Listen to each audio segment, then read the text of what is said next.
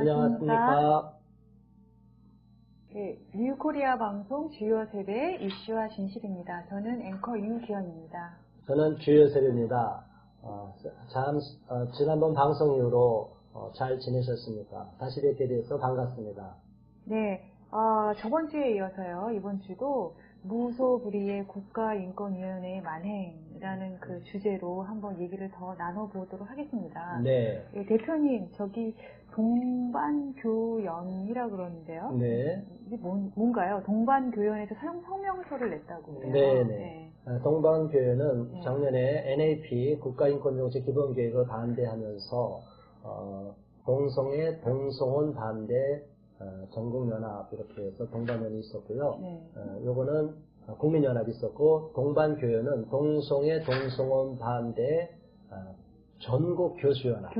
그래서 전국의 한 교수님들 3,000명 이상이 여기 가입하고 사인을 했습니다. 그래서 동반교연이 한동대 사태에 대해서, 숭실대 사태에 대해서 성명서를 낸 것을 말하고 있습니다. 그 성명서 내용 좀 설명해 주실 수 있으실까요? 네. 그 내용을 이제 화면을 좀 보면서 살펴보겠습니다. 이렇게 화면을 보면, 동반교연에서 성명서를 냈는데, 성매매, 다자성애, 동성애를 기본적 인권이라 옹호하고 헌법에 보장된 종교의 자유조차 무시하는 국가인권위원회를 강력히 규탄한다. 이런 내용이 담겨 있어요. 우리가 지난 시간에 살펴본 것처럼 폴리아모리, 다자성애 또는 극단적인 페미니즘으로 인해서 이제 양성체제를 다 무너뜨리고 기존의 사회 질서를 다 무너뜨리는 것도 다 자신들의 자기 결정권이고 선택의 자유다. 그래서 무소불위의 자유권만을 주장할 경우에는 사회가 존속할 수가 없습니다. 어느 사회든지 이제 우리가 배우면 사회계약론이라는 게 있지 않습니까? 그래서 사회가 서로 합의에 의해서 계약에 대해서 인류 문명이 발전하고 민주주의도 발전해 왔는데, 이제 이런 거는 자신들의 주장만이 무조건 옳다고 하면 다수의 인권과 다수의 권익을 침해하는 역차별의 문제가 발생하기 때문에 이것도 대단히 위험하다고 보는 것이죠. 그 내용에 이제 조금 더 살펴보면 여기 쭉 그렇게 설명이 되어 있는 내용, 이제 우리가 설명한 내용을 이제 좀 더 누구든지 이해할 수 있도록 시각적으로 볼 수 있도록 설명을 하고 있습니다. 그래서 특별히 이제 여기서 보면 한동대나 숭실대의 사태를 국가인권위원회가 인권의 문제라고 인권의 차별이고 인권 탄압의 문제다 이런 식으로 가져가서 건학 이념 자체를 아예 배제시켜 버렸어요. 자신들이 원하면 자신들이 사인으로서 얼마든지 그런 선택을 할 수도 있어요. 비난을 되든 안 되든 그거는 갈 수 있지만, 그러나 학교든 공동체 회사든 어느 조직이든 들어가면 그 조직의 규율이 있지 않습니까? 그거를 무시해버리고 무조건 그것을 인권의 문제로 가져가면 오히려 그들로 인해서 다수가 침해를 받고 불이익을 당하고 손해를 볼 수 있는, 만약 수업 시간에 남들은 다 수업에 집중하는데 어느 특정한 한두 명이 수업 시간에 계속 떠들고 시끄럽게 하면 수업을 어떻게 되는 거죠? 방해하는 거죠. 다른 사람에게 학습권을 침해하게 되는 거죠. 이제 이런 문제를 배제하고 무조건 그 사람들은 특별하니까 특별 우대해줘야 된다. 이것이 오늘날 변질된 인권의 문제라고 보고 있습니다. 더 나가서 다음 장에 이제 보시면 국가인권위원회는 도대체 무슨 권한으로 헌법에 보장된 종교의 자유조차 침해하는가? 우리 유 앵커님은 법학도 공부하신 거로 미국에서 알고 있는데 이 부분은 어떻게 보고 계셔요? 제가 알기로는 제가 아는 짧은 지식의 범위 안에서는 한동대나 숭실대가 사학기관으로서 헌법이 지금 부여하는 종교의 자유가 있습니다. 여기 도식에서도 보시다시피 종교의 자유의 그 한국 헌법, 우리 헌법에 보장된 종교의 자유가 3개 또 명문화되어 있는데요. 예배의 자유, 신앙교육의 자유, 선교의 자유 이렇게 있네요. 그러면은 한동대 같은 경우는 교육기관이니까 신앙교육의 자유가 헌법에 명시되어 있는 자유로서 한동대가 이 자유를 누려야 되는 권리가 있는 거죠. 근데 이제 이 자유가 어떻게 보면 거꾸로 침해되는 지금 현상이 발생한 거라고 할 수 있겠습니다. 그런데 국가인권위원회는 이걸 침해라고 보지 않는 거죠. 오히려 그 학생들을 인권을 탄압하고 그들의 인권을 침해했다고 거꾸로 해석을 하는 거죠. 그러니까 권학 인형 자체, 헌법에 보장된 이러한 예배와 신앙교육의 자유와 선교의 자유는 다 의미 없다고 보고 있는 거죠. 근데 제가 생각하기에는 굉장히 위험한 사고인데요. 왜냐하면 네. 헌법에 명문화되어 있는 그런 네. 자유를 무시하고 네. 지금 동성애나 이런 소수성애가 지금 인권으로 인정하라는 건데 네. 이해하기가 좀 어렵습니다. 그러게 말이에요. 미국에서 공부하고 오신 이후에 앵커님도 이해하기가 어려울 정도로 미국은 이미 동성 결혼이 합법화되어 있고 참여금지법이 다 통과된 나라지만 2015년도에 대법원에서 판결로 이제 사법 적극주의라고 이렇게 표현하는데 이게 민주사회는 다수결에 의해서 국회에서 이것이 법이 바뀌고 제정이 돼야 되는데 다수당이 집권당이 되는데 이거는 재판으로 가버려갖고 오히려 근소한 5대4로 통과가 돼버린 거죠. 참 너무나 안타깝습니다. 더 나아가서 오른쪽에 보면 국가인권위원회는 한동대와 숭실대에 대한 잘못된 결정을 철회하고 국민들 앞에 사과하라.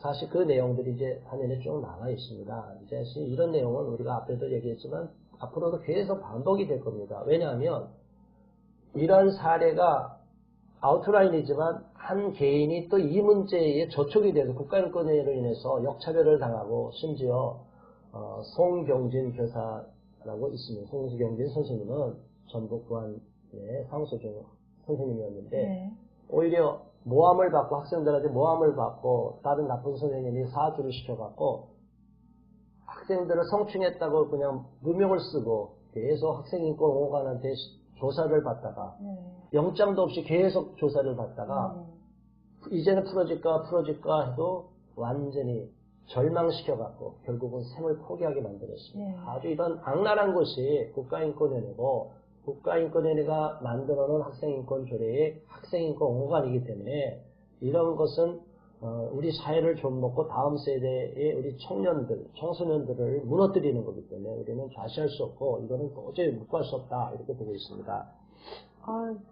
이 국가인권위원회에서 한동대 조치를 지금 반대하고 나올 때 구체적으로 대강고등학교 사례를 들었어요. 그게 좀 뭔지 한번 설명해 주셨으면 합니다. 그거는 제가 또 알지만 이제 우리 앵커님께서 법을 또 전공하셨으니까 한번 그거를 시청자분들한테 좀 더 이해하기 쉽도록 간략하게 설명해 주시면 고맙겠습니다. 이거 다음 장에 나오는 제가 거죠? 알기로는 대강고등학교가 기독교 학교죠. 근데 대강고등학교에 저희가 지금 한국에서 그 고등학교를 갈 때 선택해서 가는 게 아니고 이렇게 자기의 선택으로 기독교 학교를 배정을 받는 거죠. 배정을 받는 거죠. 예전에 뺑뺑이도 있었지만 이제 배정을 받는 거죠. 컴퓨터에서. 기독교 학교에 가서 기독교식 교육을 받는 거에 대해서 나는 원하지 않는다 했을 때 나라에서는 학생의 손을 들어줬어요. 그 이유는 학생이 선택을 하지 않고 그 학생도 종교의 자유가 있는데 강제되기 때문에 종교 교육이 그 경우에는 이해가 가죠. 근데 한동대의 경우에는 보시면은 거기 그 동반교연 성명서 그 부분에 보시면은 지원 절차에 보면은 한동대가 기독교 학교고 그 한동대의 권학 이념을 따르겠다라는 그 서약서에다가 사인을 하게 되어 있습니다. 그래서 지금 들꽃이라는 그 단체에서 활동하는 학생들도 다 이런 사인을 하고 들어온 학생들이기 때문에 학교와 학생 간에는 기독교에 기초하여서 서로 이렇게 배우고 또 따르겠다라는 합의가 있는 걸로 보여집니다. 그렇죠. 학생이 학교 들어가는데 그런 서약서 쓰지 않고 그 학교 갈 필요도 없고 또 본인이 정말 안 맞으면 그 학교 안 가면 되는 겁니다. 만약 종교적으로 안 맞다 그러면 그 학교를 선택하지 않고 또 그 학교의 방침이나 설립 이념이 나라 신념이랑 안 맞는다 그러면 가지 않으면 되는 거예요. 왜냐하면 학교 선택권은 대학생은 자기가 있기 때문에 자기가 선택할 수 있기 때문에 대강고 사례와 한동대 사례는 선택권의 문제가 전혀 다른 상황인데 이것을 국가인권위원회가 대강고 사례를 예시해서 한동대 사태의 그 학생들의 문제랑 이렇게 똑같은 문제라고 봤다는 것 자체가 도대체 국가인권위원회가 법을 아는 기관인지 아니면 아예 법을 무시한 무소불위의 법률기관이 초헌법적 기관인지 크게 의심스러운데 법을 공부한 유 앵커님은 어떻게 생각하십니까? 제 개인적인 사견으로는 이 국가인권위의 이번 그 시정 권고 명령이 네. 헌법을 뛰어넘는 그런 행동이라고 생각합니다. 그 이유는 한동대도 당연히 신앙 교육의 자유가 있고 그다음에 이 학생하고의 관계를 볼 때는 학생이 학교의 방침에 따라가겠다고 동의를 하고 들어왔습니다. 네. 그렇기 때문에 한동대의 이 신앙교육의 자유는 헌법적으로 보호를 받아야 되는 자유고요. 그 다음에 그 대광고 사건을 봤을 때는 그 학생은 전혀 선택을 안 했기 때문에 학생의 종교를 선택할 수 있는 종교의 자유와 대광고가 또 신앙 교육을 할 수 있는 자유가 서로 상충했을 때 나라에서 그 경우에는 학생의 손을 들어준 거죠. 근데 이 경우는 그 한동대 케이스랑 이 케이스는 서로가 매우 다른 케이스라고 생각합니다. 네, 그렇군요. 자, 뭐 누구나 국민 상식적으로 보면 되잖아요. 꼭 법을 뭐 깊이 아는 그 분들도 있지만 법을 모르더라도 법도 국민의 법감정이라는 게 있지 않습니까? 그 상식적인 선에서 아니 대학은 자기가 좋아서 간 거고 아니면 많은 거고 근데 고등학교는 어쩔 수 없이 간 거고 그거랑 어떻게 똑같냐? 이거는 뭐 조금이나 공부한 우리 중고등학생도 아는 범위인데 이거를 국가인권위원회가 인권의 문제로 덤터기를 씌워서 자기들의 그 목적을 달성하기 위해서 대강고 사례를 끌어왔다. 이거는 경강부회고 이건 법리적으로도 이거는 비약이고 논리적으로 안 맞지 않습니까? 이런 부분은? 만약 이런 식으로 주장했다가 재판에서 만일 송사 문제가 되면 이게 사실은 승소할 확률이 있을까요? 이런 식으로 개변을 피면? 국가인권위원회가 정부기관이지 않습니까? 정부기관이 운영될 때는 가장 기초적인 그런 펀더멘털이라 그러죠. 가장 기초적인 게 뭐냐면 헌법을 수호해야 되는 것이거든요. 요번에 국가인권위원회가 한 행동은 헌법을 파괴하는 행동이다. 박성재 변호사님께서 저랑도 개인적으로 잘 알고 있고요. 자유와 인권연구소의 박성재 변호사님께서 쓰신 기고를 봤는데요. 거기에도 보면 헌법을 파괴하는 행동이다 이렇게 써 있거든요. 그건 뭐 저도 이거 동의하고 있습니다. 네, 그렇군요. 사실은 우리는 헌법의 질서를 무너뜨리면 안 되는데 오늘날 보면 헌법을 자기 이해관계가 안 맞으면 헌법도 다 무시해버리려고 해요. 그러면 우리 사회는 존속할 수가 없는 거죠. 우리나라는 자유민주주의 국가인데 자유민주주의라는 것도 다 무시해버리고 헌법은 무조건 바꾸면 된다. 힘 있으면 바꾸면 된다. 이게 사실은 권력의 욕망이고 이게 권력의 의지가 강한 사람들의 특징이고 이것은 독재적인 발상에서 비롯된 거예요. 민주사회라는 것은 그렇게 함부로 자기가 힘이 있다고 마음 놓고 독재적으로 마음 놓고 나라를 다스릴 수도 없고 그래서 제왕적인 대통령이라 해서 그렇게 비판해놓고 대통령을 쫓겨내지 않았습니까? 그런데 오히려 지금 국가인권위원회는 모든 국가기관보다 헌법에 보장되지도 않음에도 불구하고 국가인권위원회가 오히려 상왕 노릇을 한다고 제가 표현합니다. 법무부든 여성부든 뭐 어느 부서든지 다 상왕 노릇을 해서 국가인권위원회 가서 조사하겠다. 문제가 있다. 그렇게 제시하면 다 의무적으로 답하게 돼 있어요. 이게 도대체 우리나라가 어떻게 돼가고 있는지 국가인권위원회라는 것 자체가 없는 나라도 있습니다. 그런 나라가 뭐 인권이 후진국이냐면 그렇지도 않아요. 그러니까 우리는 너무나 인권을 특정한 이해관계에 있는 사람들, 목적을 갖고 있는 사람들이 인권을 자꾸 악용하고 자기들의 유리한 쪽으로 인권팔이 장사꾼처럼 인권을 자신의 이익의 달성의 도구로 사용하고 있기 때문에 우리는 절대적으로 그런 가짜 인권에 속아 넘어가서 안 된다고 저는 분명하게 주장하고 있는 것입니다. 네, 그리고 제가 좀 더 하고 싶은 말씀이 있는데, 네. 국가인권위에서 어떤 권고를 하거나, 그 기관에다가 어떤 압박을 할 때가 있는데요. 이게 법적 구속력이 있냐, 그 문제에 대해서 좀 언급하고 싶습니다. 근데, 제가 알기로는 법적 구속력은 없다고 알고 있어요. 그냥 사회적인 어떤 압박을 통해서 의무를 좀 강제하고 있는 거지. 박 변호사님도, 박성주 변호사님도 그 얘기 분명히 지적하고 계셨죠. 그러니까 권고인데, 권고가 마치 명령이고 법규인 것처럼 이야기를 해요. 더 나가서 국가인권에는 그럼 무슨 백으로 그렇게 하느냐? 청와대 백이냐? 그 이전에 유엔의 백이라고 보는 거예요. 유엔이 인권이사회와 인종차별철폐위원회, 인권이사회, 자유권규약위원회 이렇게 이쪽에서 계속 이런 인권 문제를 다루고 또한 유엔의 전체에서도 또 유엔의 총회에서 뭐 결의를 하잖아요. 그러면 유엔은 뭐 인권을 중시하는 건 또 기본적인 건 좋아요. 약자를 보호하는 거. 그런데 거기에는 각 나라 규범에 맞지 않고 또한 각 나라의 주권을 다 무너뜨리고 또 각국이 수용하기 어려운 난민 문제라든가, 가짜 난민 문제라든가, 불법 체류자 문제라든가, 또 동성애 문제라든가. 사실은 전 세계적으로 보면 동성애를 금지하는 나라가 많습니다. 저는 그걸 찬성하고 뭐 처벌하겠다 이런 얘기는 절대 생각하지 않아요. 왜냐하면 나중에 그것이 부메랑이 돼서 오히려 동성애자를 처벌한 나라는 그 미안함과 죄책감 때문에 이런 차별금지법을 일방적으로 수용해주고 오히려 더 많은 특권을 부여해줘 버렸어요. 그래서 오히려 역차별의 문제가 발생하게 됐거든요. 저는 그것을 동의하지 않고 동성애자들은 얼마든지 본인들이 우리나라에서는 자유입니다. 법적으로 처벌하지도 않습니다. 권장하지도 않습니다. 그것은 개인의 선택권에 달려있는 문제예요. 그런데 그들은 엄청나게 박해받고 피해받고 혐오를 당했기 때문에 차별을 받았기 때문에 우리는 유럽과 미국처럼 그런 엄청난 차별을 받았기 때문에 우리나라도 차별금지법을 제정하라 이거 된 거예요. 아니 말도 안 되는 얘기예요. 미국의 스톤홀 항쟁부터 그런 폭동이 일어나서 엄청나게 미국은 이렇게 게이들이 많이 박해를 받고 사실은 감옥에도 가고 전환치료도 당하고 고문도 당해서 죽는 사람까지 있었어요. 유럽도 그랬습니다. 그러나 우리나라는 그렇지도 않죠.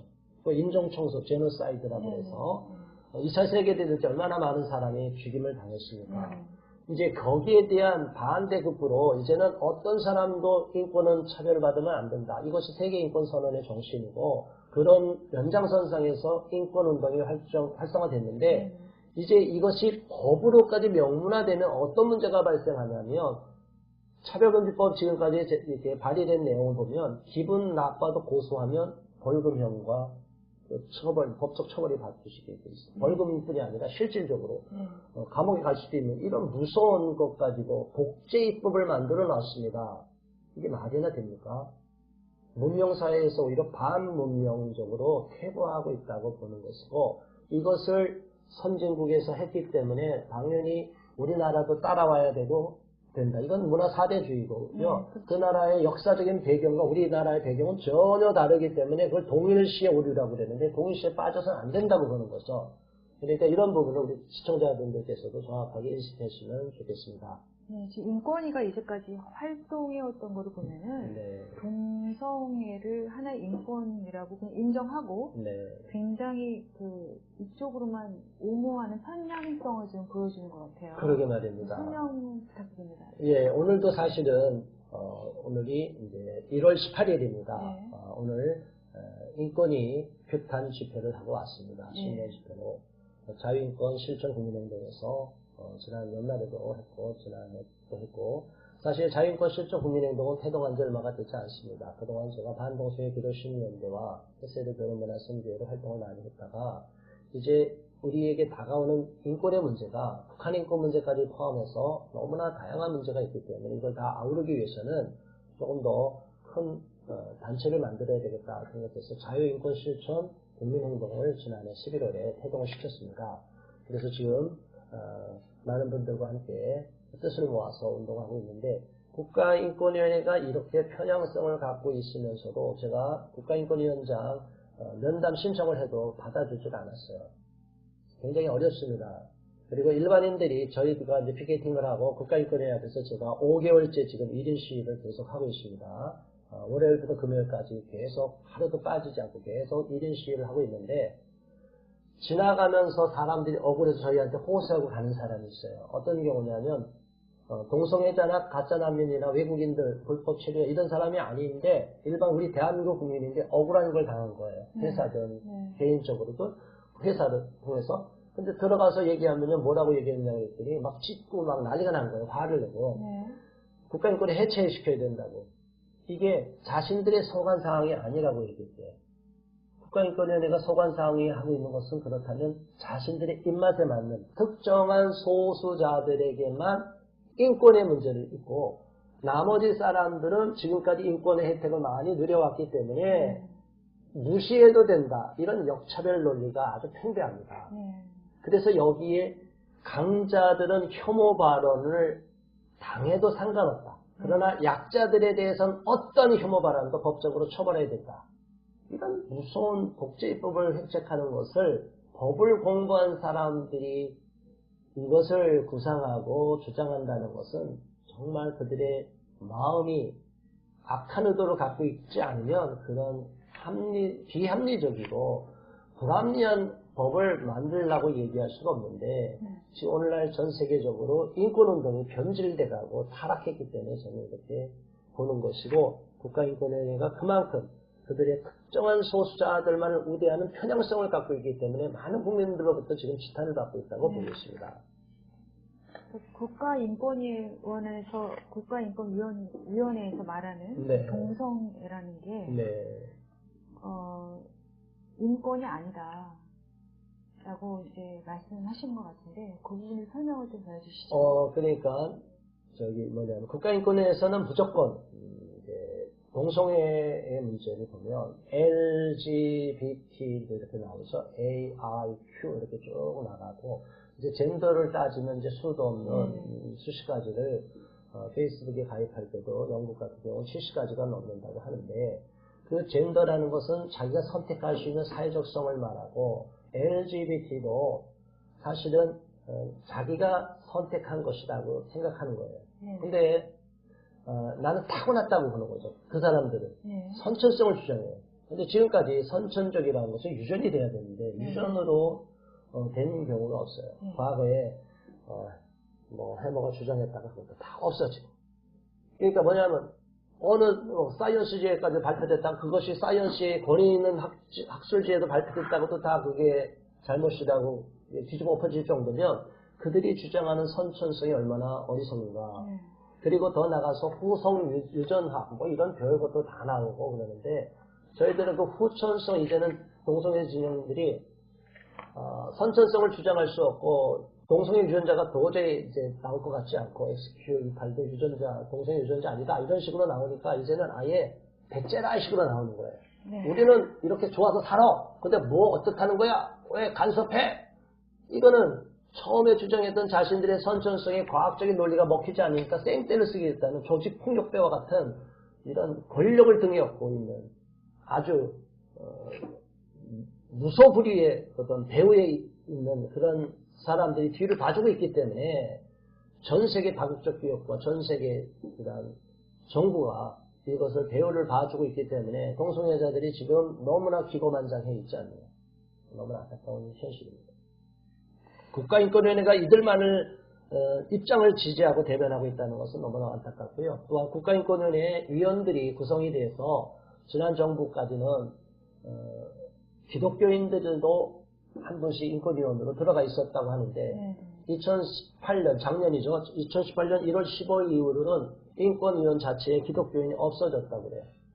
이런 것은 다른 종교는 다 없어져야 되는데 오히려 다른 불교나 이런 쪽은 남겨두고 기독교를 대변하는 목사들은 거기에서 위원회에서 아예 배제를 시켜버렸다는 것은 이들이 또 먼저 편향성을 지적하지 않을 수가 없습니다. 종교 편향의 가능성이 많이 보이는군요. 네, 그런 부분까지도 있습니다. 그러면은 이제 이번에 그 한동대 사건을 통해서 국가인권위원회의 성격이 좀 많이 드러난 걸로 보이는데, 그렇죠. 이제 결론적으로 말씀하실 때 국가인권위원회는 어떻게 해야 되는지 한번 결론적으로 말씀해 주시기 바랍니다. 네. 국가인권위원회가 아까 이제 유 앵커님도 말씀하셨지만 헌법 질서 내에서 활동해야 되잖아요. 네. 국가기관 또 국민의 세금으로 유지가 되면은 뭐 헌법에 보장된 국가기관이 아니다 하더라도 일단 국민의 세금이 들어가는 국가기관이라면 우리 헌법 질서 내에서 헌법의 범위 내에서 이렇게 활동해야 되는데 인권위의 권고는 헌법 가치를 다 파괴시키고 헌법에 보장된 개인의 표현의 자유와 종교의 자유와 사상 신념의 자유도 다 무시해버리고 내가 원하는 내가 보호하고자 하는 특정한 소수 동성애자 성소수자의 동성애 포함 모든 성소수자와 가짜 난민이라고 하는 부결된 자 또는 불법 외국인 치료자와 노동자들 또 그 외 자신들의 입맛에 코드에 맞는 사람들은 철저히 보호하고 나머지 사람들은 다 무시돼도 상관없다는 이런 궤변을 열어놓고 있어요. 이렇기 때문에 국가인권위원회는 저는 분명히 말합니다. 국가인권위원회는 해체시켜야 됩니다. 국민의 세금이 아깝습니다.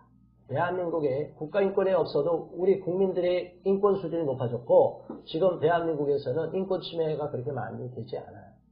오히려 국가인권위원회를 특정한 집단이 자신의 이익 달성을 위해서 이용하고 있는 이런 인권파리 장사꾼들이 있기 때문에 우리는 오히려 인권위원회가 해체시키고 이제 구진성을 탈피해서 우리 대한민국은 이만큼 선진화됐기 때문에 민주화됐기 때문에 더 이상 인권 침해가 그렇게 많이 발생하지 않고 있기 때문에 지난날의 군사 독재 정권처럼 그렇게 많이 짓밟히지 않고 있기 때문에 국가인권위원회는 이제 소임을 다했고 그 역할을 종료하고 새롭게 완전히 거듭나고 새롭게 이제 개편되고 전면 개편으로 새롭게 탄생해야 된다고 봅니다. 그래서 국가인권위원회를 바라볼 때 지금까지 너무나 인권의 문제를 다뤄서 많은 분들이 겁을 먹었어요. 아, 인권은 아무도 손을 댈 수 없지. 근데 저들은 인권을 얘기하면서 막 짓밟아요. 이러한 부당함과 불합리함과 불공정성의 문제가 있기 때문에 이런 문제는 반드시 시정해야 된다. 또 나중에 다뤄보겠지만 한국기자협회와 국가인권위원회가 2011년도에 인권보도준칙을 만들어서 동성애자와 에이즈와 연관성을 전혀 보도하지 못하도록 막고 있어요. 이 국민의 알 권리도 침해하는 이런 문제, 이런 거 우리가 반드시 시정돼야 된다고 봅니다. 마지막으로 뭐 하나 더 한다 그러면은 인권 문제에 있어서 분단된 대한민국의 현실에서 볼 때 북한 동포의 인권에 대해서도 한번 조금이라도 얘기를 해봐야 될 것 같은데요. 제가 알기로 국가인권위원회가 북한 동포의 인권에 대해서 별로 관심이 없는 걸로 알고 있어요. 그렇죠. 너무 안타깝죠. 만일 지금까지 강제 납치된 엄청나게 많은 대한민국 국민들이 지금 인권 유린 당하고 있잖아요. 그러면 어떻게 해야 됩니까? 미국 같은 경우는 많이 이렇게 포로되고 끌려갔다 하려면 대통령까지 전용기를 내줘서 끌고 오려고 하잖아요. 석방시키려고. 지금 대한민국 정부 대통령이 현 대통령이 남북 정상회담에서 이런 문제, 강제 납치된 대한민국 국민의 문제 이런 걸 다뤄본 적이 있나요? 지금 현재 2014년대 김정욱 선교사님, 2015년대 김국기 선교사님, 최충길 선교사님, 이렇게 또 허 선교사님, 그래서 탈북한 2명까지 해서 지금 6명이 알려진 것만 6명이 최근에 강제로 납치돼서 인권 유린 당하고 있고 기자회견을 한번 어쩌다 해놓고 지금 생사도 아직 알지 못하는 상황이라고 해요. 이 문제를 남북 정상회담을 하면 그 문제를 당연히 의제를 올려야 되는데 올리지도 않고 국가인권위, 인권을 다룬다는 국가인권위에서 대한민국 강제 납치된 국민의 인권 문제를 전혀 언급하지 않고 더 나아가서 북한 주민들의 인권, 유엔 결의 사항조차도 목소리를 내지 않고 있다. 그러면 국가인권위는 국민의 세금으로 존속할 가치가 있다고 보십니까, 시청자 여러분? 답은 여러분이 찾으시기 바랍니다.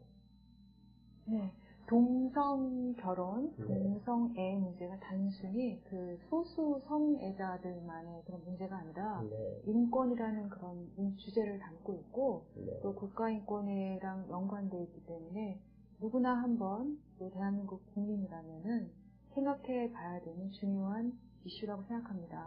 오늘 또 토론을 통해서 이 부분에 대해서 각 개인적으로 더 많이 생각하는 그런 기회에 도움이 되었으면 좋겠습니다. 네, 감사합니다. 감사합니다. 네, 다음 시간에 또 뵙겠습니다.